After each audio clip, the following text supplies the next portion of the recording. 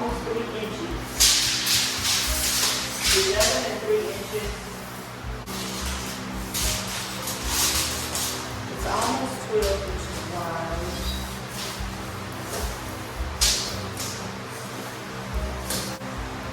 Pretty much 11 and a half, almost 14. 14 and 5 inches. Hi everybody, welcome back to another series of turning this bedroom into a walk-in closet. This is a spare bedroom at my client's house, and she already had this bedroom into a closet, but we pulled everything out and we are redoing the closet, giving it a fresh everything. As you can see here, I am removing the molding.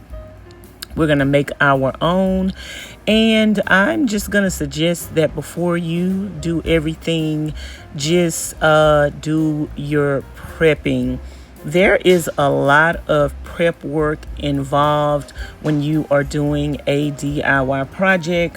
Whether that be just painting, there is a lot of prep work. And the molding here has been in here for years.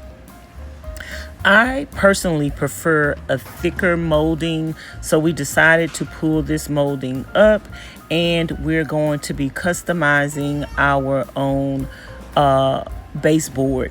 So make sure you stay tuned for that video as well, and subscribe to the channel if you haven't already.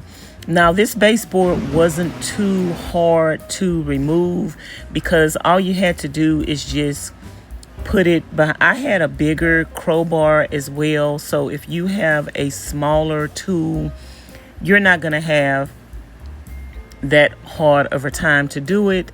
And you guys, then I am going to sweep up everything in the room, and I also end up sweeping and mopping. I'm getting my measurements as well for the closet. This smaller closet is going to end up being a shoe closet, and so I'm just trying to get an idea of exactly the way that I want to do it, how far apart I want the shelves to be, and whether or not I'm going to leave the clothes rack up in there or take that out.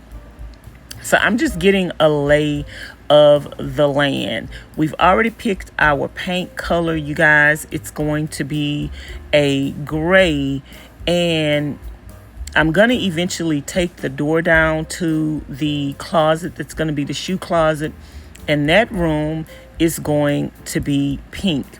And because I'm a messy painter, you guys, I don't know about you. Let me know if y'all can paint without getting anything on the floor, anything on your hands, anything in your face, anything in your hair. I'm not that girl. So I am laying this paper on the floor, and I have everything that I'm going to need. We have our paint, we have our roller, we have our little plastic container. And make sure you get a brush, you guys. And if you decide to tape, then go ahead and tape as well. But make sure you get a little, if you have a brush where you're going to do the edges of everything, which I suggest you do it at the same time while you have your paper on that side. Make sure you do everything at the same time. I didn't do it like that, and I end up having to go back, but I wish that I would have done it like that.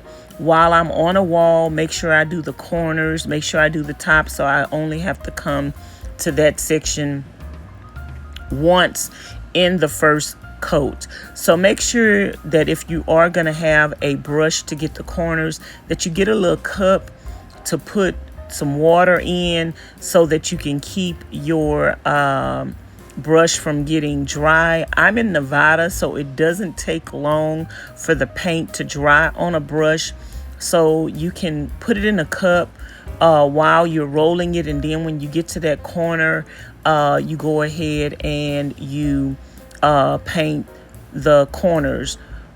So that is what I suggest. If y'all have any tips in the comments bar below to become a professional painter of rooms, let me know, because I definitely want to perfect this skill. I moved the paper to every section as I was painting. One wall, I just slid the paper over and moved it to each section. This is a big room, you guys. It was 11 and like 4 inches by 14 and 5 inches, almost a 12 by 15 inch room. The walls go up at an angle, and the walls are taller in certain areas. So in that instance, I do recommend that you get one of the handles. Also, that would have made my job easier, because I did have to go back over later to get up at the top. But if you have a roller with a handle on it, then you can get that area as high up as you can get it while you're in that area. So you do want to minimize the time that you're taking to paint a room. It did take me quite some time to paint this room, you guys, and I did have to do 2 coats. So I basically got through with everything the first day. The first coat, it took 2 cans of paint to do the whole room completely with 1 coat, and then a few walls I did get a chance to go over it with a second coat. But this room is pretty big, so we end up getting 2 more gallons of paint to make sure all the walls had 2 coats of paint on them. So I recommend that you take your time when you're doing a DIY project. As you can see here, I didn't get the tool out of the shed, and it was late at night, so I didn't want to go back outside, but I just took a piece of cardstock, and in every area I went back up against the wall. Okay, you guys, it's going on 4 a.m. in the morning, and I finished painting the walls. I used 2 cans of the paint. It wasn't enough to do 2 coats on all of the walls. And I need to go over the ceiling areas and just clean that up.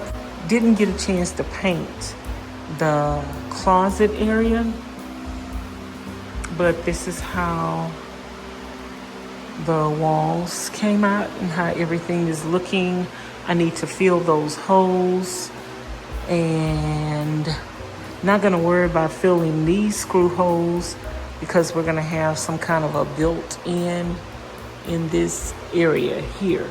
A lot of prep work. I'm tired.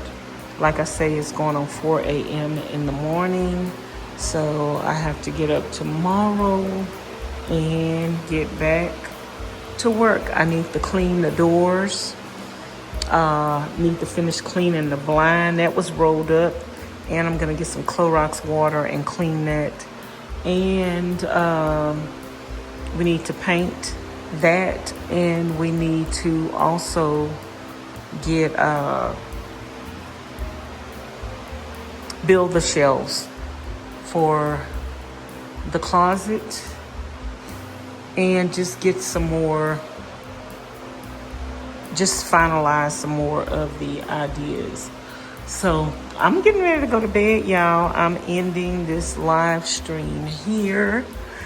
Let me know what y'all think of this bedroom / walk-in closet renovation. See y'all tomorrow. Thanks for watching. Bye.